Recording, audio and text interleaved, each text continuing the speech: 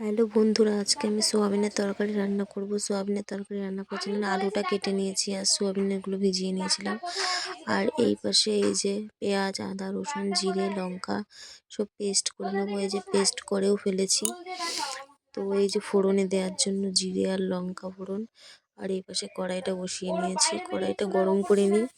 কড়াইটা গরম হয়ে যাওয়ার পরে তেল দিয়ে আলুগুলোকে লাল লাল করে ভেজে নেব। নুন দিয়েছি একটুখানি, আর হলুদ দিয়েছি। আর এপাশে ভাতটাও হয়ে গেছে, ভাতটা নামিয়ে নেব, তাই জন্য গ্যাসটা অফ করে দিলাম। তো তারপরে এই যে আলুটা ভাজা হয়ে গেছে, এই পাশে নামিয়ে নিয়েছি। এবার কড়াইটায় তেলটা একটু ভালো করে গরম দেবো, তাহলে ফোড়নটা ভালো আসবে। সেই জন্য কড়াইটা গরম করে নিয়েছি ভালো করে তেলটা। তো এবার ফোড়নটা দিয়ে দিয়েছি। ফোড়নটা হয়েছে, ফোড়নের মধ্যে আছে জিরে, লঙ্কা।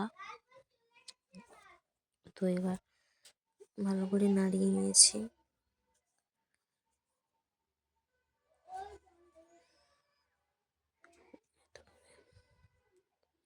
তো হয়ে গেছে, এবার সব পেস্ট করা, এই যে সব পেস্ট করা মশলাটা দিয়ে দিলাম। তো এবার একটু ভালো করে নাড়িয়ে নেব, যাতে ওর রসুনের গন্ধটা না বেরোয়। রসুনের গন্ধটা বেরোলে পুরো তরকারিটার সেন্টটা নষ্ট হয়ে যায়। সেই জন্য মশলাটাকে ভালো করে কষিয়ে নিচ্ছি।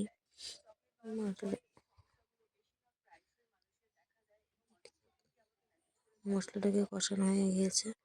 তো এই যে মশলা তেল ছেড়ে দিচ্ছে, এবার সোয়াবিন আর আলুটা ঢেলে দিয়েছি এর মধ্যে। তো এবার ভালো করে নাড়িয়ে নেব, ভালো করে কষাবো। যত ভালো কষাবো তত ভালো হবে। মাংসের মতনই রান্না করেছি। জানি না কেমন হবে, রান্নার পরেই বুঝতে পারবো কেমন হয়েছে।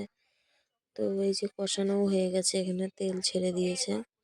তো এবার হালকা একটু জল দিয়ে দেবো। তো এই যে ভাজা ভাজা হয়ে গেছে সোয়াবিনটা। তো অল্প করে এই যে জল, যেটার মধ্যে গুলেছিলাম মশলা, সেই মশলার বাটিতে জল নিয়ে 1 বাটি জল দিয়ে দিয়েছি। তো অল্প জল দেবো, যেহেতু কষা কষা করবো, একটু একেবারে কষাও না একেবারে ঝোলও না, সেই জন্য অল্প দিয়ে দিয়েছি জল। তো চলো হয়ে যাক। তো এই যে অল্প জল দিয়েছি একটু তরকারিটা ফুটবে বলে। তো হয়ে গেছে এখানে। এই যে এইটুকু ঝোল রেখেছি, বেশি ঝোল রাখিনি মা তরকারিটাতে। এবার এই যে গরম মশলা দিয়ে দিয়েছি। চলো, গরম মশলা দেওয়া হয়ে গেছে। গরম মশলা দিয়ে বেশিক্ষণ ফোটাবো না, নামিয়ে নেবো, তাহলে গন্ধটা থাকে না গরম মশলার। তো হয়ে গেছে, এবার তরকারিটা আমি নামিয়ে নেবো। চলো, গুড বাই।